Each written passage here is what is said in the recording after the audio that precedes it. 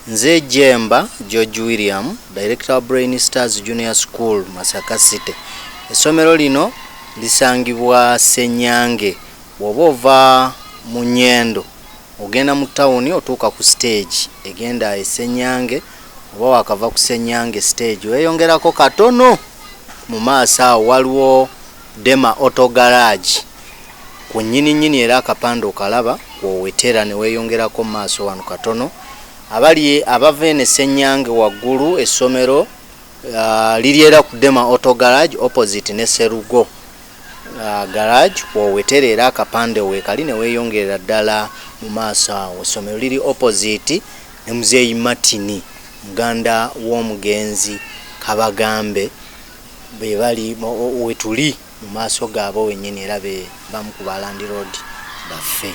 Essomero lino lyeteeseteese okutandika n'omuyizi owa baby okutuuka ku kibiina ekyokusatu, naye ng'ekyenjawulo kye tuteeseteesedde ddala mu bayizi baffe kwe kulaba nga tubasomesa ensomesa eya bulijjo ate ne tubagattirako n'omulimo gw'ayinza okufuluma nagwo ogunaamuyamba mu nsi, ng'era mmoto y'essomero bw'egamba nti work for self reliance. Tujja kutandika tugenda ku training omuyizi ng'asobola okweyimirizaawo.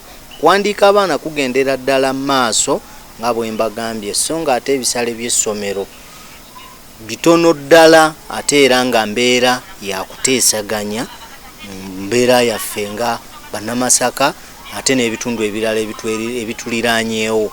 Baani ejja okuba nga esobola okunona abaana abali ewala, so ate nammwe abali abeesudde n'ekibuga Masaka oba ne district ey'e Masaka era tuyina ebisulo. Essomero litwala abaana abawala n'abalenzi era ebisulo weebiri, so nga ate tweteeseteese okubateekamu n'okubawa ekyo kyonna omuyizi omulungi kye yandibadde afuluma nakyo. Enzikiriza zonna tuziwa ekitiibwa newankubadde ffe bannannyini ssomero tuli bakatoliki, naye ng'enzikiriza zonna Abadiventi, abalokole, abakatoliki, abayisiraamu, eddiini zonna ezikkirizibwa mu mateeka naffe tugenda kuba tuziweera ddala ekyanya, kuba tukkiriza nti mu kutya Katonda amagezi mwe gasibuka. Ennamba y'essimu eri 0754 53 711 n'endala eri 0783 54 67 35. Ze namba zaffe ezo tubalindiridde wano e Ssenyange. Naddala gwe alina omwana agenda okutandika mutwesigise, otwesige olabe enjawulo gye tugenda ate ffe okuteeka mu mwana oyo.